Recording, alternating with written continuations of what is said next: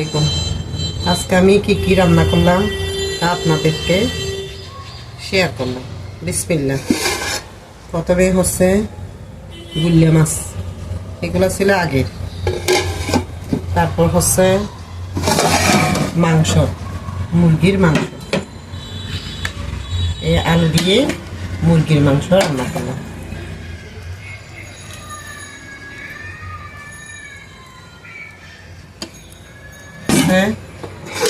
গরম ভাতের সাথে শাক, মিষ্টি কুমড়া শাক। তারপর এদিকে হচ্ছে গরুর বট, এটা সবার প্রিয় খাবার। আর সেই সাথে এদিকে গরম ভাত। এই তো আজকে আমার রান্না। কেমন হয়েছে তা কমেন্ট করে জানাবেন। আল্লাহ হাফেজ।